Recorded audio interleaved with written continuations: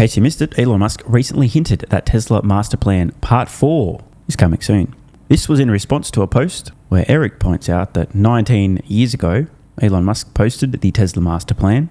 A decade later, 9 years ago, he posted Masterplan Part 2, publicly laying out Tesla's long-term goals. The original Masterplan, for those who missed it, some of you weren't even born back then. Number 1, build a sports car. That was the Tesla Roadster. Number 2, use that money to build an affordable car. That was the S and X. Affordable, certainly a relative term. Use that money to build an even more affordable car. That would be the 3 and Y. Speaking of the Model Y, that's currently the world's best-selling vehicle in 23, 24, and will be again this year. Now, the fact that this is the world's best-selling vehicle, despite the fact that not everyone on the planet can afford it, I think big tick. And number 4, while doing above, also provide zero-emission electric power generation options. Don't tell anyone. Masterplan 2, which Musk says will be complete next year. Talk about some long-term vision. A decade in the making. Was create stunning solar roofs with seamlessly integrated battery storage. Expand the electric vehicle product lineup to address all major segments. Develop a self-driving capability that is 10 times safer than manual via massive fleet learning. Again, I'm just going to say this again. Solve autonomy, 10 times safer than human via massive fleet learning. This motherfucker 10 years ago said this is what we're going to do. And enable your car to make money for you when you aren't using it. Back to Musk's post. Masterplan 3 was too complex for almost anyone to understand, but described how all of Earth could move to sustainable energy. And it certainly was extremely nerdy. Masterplan 4 will be concise. And would you like me to spoil it, folks? You want me to tell you what Masterplan 4 will be? 2 words. Sustainable abundance. Motherfuckers. I'll bet the house on it. Tesla's Masterplan 4 is going to be centered around ushering in an era of essentially hyper abundance, where the cost of energy and labor fall to near zero via increasingly intelligent humanoid robots, meaning anyone can have just about anything they want for almost nothing. Cost of goods and services will fall to near zero. I'm going to say that again. Cost of goods and services will fall to near zero. That's Masterplan 4 in a nutshell. Of course, Tesla needs to execute on Masterplan 3 in order for that to happen. And back to the final step in Masterplan Part 2. As we saw recently, shockingly, Tesla somehow managed to get some reasonably fair coverage of their forthcoming FSD Supervised launch in Australia. A lot of outlets, including mainstream media plus content creators, were under an embargo which lifted. I did a search on YouTube just after the embargo lifted to see what I was being presented based on my algorithm. The first thing I see from a mainstream outlet, the same one that featured a piece on FSD, where the guy said, a 1-hour drive in Brisbane, Australia's 3rd largest city, is 0 interventions. Turns out Tesla milked that outlet for all it's worth. The first thing I see is a 4-minute 25-second segment from 7 News Australia about Tesla launching FSD self-driving cars in Australia. Right, scroll a little bit more and I see another video, same outlet, 2 minutes 21 seconds. Tesla launches self-driving cars in Australia. How curious. Turns out Tesla does know how to play the game with media if media is willing to cooperate. So let's see this nearly 4.5-minute segment broadcast to a lot of NPCs who still watch the news in Australia. I mean, whatever. They exist, and they're probably octuple vaxxed as well. But you've got to reach those people somehow. And remember, Tesla didn't pay a cent for this coverage. I mean, they could have spent a lot of money advertising on the television, or they could have pitched this story to the media outlets and got the free advertising instead. Tesla has announced its self-driving tech is being rolled out across Australia. The feature can take a driver from their front door to their destination without touching the wheel. Consumer Affairs editor Georgia Holland was among the first in the country to test it out. So just quickly wanted to point something out because I don't watch the fake news, but according to the logo in the bottom of the screen here, this is 7 national news, as in this was on the national, call it the 5 o'clock news or the equivalent. Not some side segment, not some YouTube-only content. Broadcast to all the NPCs who watch quote-unquote the news to get propagandized every day. And it's a 4.5-minute segment. Sure, there's got to be some fun in here, right? Good afternoon, Tash. Well, it was quite the experience driving around in this car, but not really doing much driving at all. The autonomous feature is a real step up for Tesla in Australia. They've been testing it here for a while now. The tech uses cameras and advanced software to accelerate, brake, even steer all on its own. It's called Full Self-Driving Supervised. I found it slightly nerve-wracking. Here's how it went when we first pulled out onto the main road. Now, before we watch this, I can say for a fact, absolutely unquestionably, everyone involved in this article was desperately hoping for a fuck up. And no doubt if there were mistakes made, we will see them highlighted. But we heard that during this test, she wasn't doing a whole lot of driving. So obviously, at least most of the time, seamless trip. Okay, so the indicator's on and we're about to turn right across a few lanes of traffic.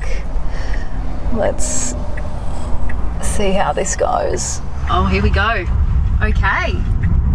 Wow. You don't need to put your hands on the wheel or foot on the accelerator or brake. In theory, once you plug in your destination, the car drives for you. There is a camera inside that does monitor eye movement, so if you look away or try to go on your phone, it'll shut down. Well, that's a shame. FSD supervised, not yet roadhead ready. Wait, what? And because it's supervised, the road rules actually don't need to change. It's been available overseas in the US and Canada for a few years now, but multiple crashes have seen Tesla slapped with lawsuits. The company says in most cases, the driver has been distracted. There it is. Had to be some FUD coming. Probably won't be the last. Now, in almost all of these cases, retarded distracted driver involved in accident tries to blame the car and point the finger instead of taking responsibility. It's made very clear to users of this software. They are responsible. They are ready to take over at any time. This is like the retard who goes and gets a coffee, takes a lid off, pours a coffee over themselves, and then goes and sues the company because they burn themselves with hot coffee they just poured over their head. We will have issues if people don't take the full responsibility for their car. So you're the driver, you're responsible. This is Exactly. This guy's out here spitting some facts. to assist you. So when is it rolling out here? Well, all Tesla will say is very soon, but it won't come cheap. For existing customers who want it enabled in their car, it'll be $10,000, or there'll be a monthly subscription option, but the price of that hasn't been revealed. Tash. Georgia, thank you. And joining us now for his thoughts on this is Paul Marich from carexpert.com.au. I'm a car expert. Now, I don't want to be a dick. Actually, I don't give a fuck. I'm going to be a dick, okay? If your outlet is called expert, you are the height of arrogance. Now, I'm sure this guy just works for this thing, right? But can you imagine? It's like putting in your ex profile, I'm good at sex. 0 actual experts call themselves an expert. However, you'll see many people who aren't experts, especially recent example during the scamdemic, claiming to be an expert in XYZ thing, spouting off drivel, being completely fucking wrong.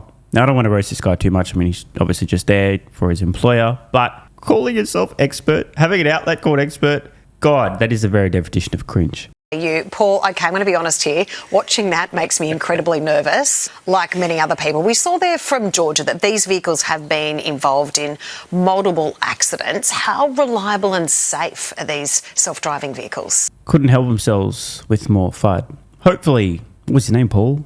From Car Expert, has some data. You know, I was just as nervous as Georgia was trying it out, and it's one of these things that takes a little bit of time to get used to, but you become comfortable with it, and I think that's part of the issue they've had overseas, is that people have become a little too comfortable where they've taken their eyes off the road and the car has done things they weren't expecting. In some cases, the system hasn't been on, and they've tried to sue Tesla for it crashing, even though it had nothing to do with it. So, All right, this guy has actually got some points now. A lot of these retards have tried to blame the vehicle without software even being engaged. Actually amazing to hear him call it out. I think it's still very early days for this type of technology in Australia. So the driver still needs to be in control. How do you get that balance right, that it's actually driving but you still need to be engaged? That is the hardest part. Like, if I tell my 4-year-old daughter something, she'll listen to it about 50% of the time. And I think a lot of adults are like 4-year-old kids, where they're just going to think that they can just let the car do whatever it wants.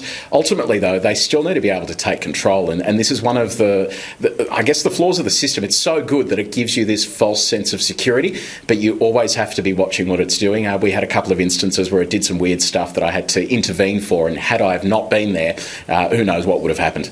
Okay, so Tesla's being pretty tight-lipped about exactly when they'll roll out these vehicles. Do you have any other ideas? Look, it will be imminent. There are a lot of customers that have actually paid their $10,000 for this software years ago and haven't been able to do anything with it at all. So it's been a long time coming. They've done a lot of training here in Australia as well, and to have Australia and New Zealand as some of the first markets outside of North America to get access to this, I think is pretty interesting, and shows you that they are fully committed to rolling this out in Australia. I'm okay with an old manual from the 70s. Thanks, Paul. Thanks. Well, there you go. Paul exceeds expectations. Mainstream media couldn't help themselves with a little bit of FUD. And again, I've got to say, You've got to give credit to Tesla too for playing the media game, getting a bunch of different outlets, including a mainstream, quote-unquote, national news program to fairly reasonably cover this rollout. I mean, it's a gigantic free fucking ad, right? This isn't news. It's not. But this is how most stuff other than sports results and weather appear in the news, right? You know that. I've covered it before. They get pitched stories. Wonder how many people who've never even heard about Tesla FSD Supervised, having seen this, might consider buying a Tesla vehicle. Want more content? Early access? Bunch of perks? Click the links in the pinned comment. AG1 is awesome. I've been taking it daily now for more than 3 years. It's a great way to fill in nutritional gaps. It's packed full of vitamins, minerals, and whole food source nutrients, plus has prebiotics, probiotics, and adaptogens to improve gut health, regularity, and help your body handle stress. I'm always looking for an edge to help me feel and perform my best, which is why I haven't missed a day of AG1 for more than 3 years. Just try it and see how you feel. Click the link in the pinned comment or head to drinkag1.com/SMR and get yourself a free 1-year supply of vitamin D3 plus K2 and 5 travel packs.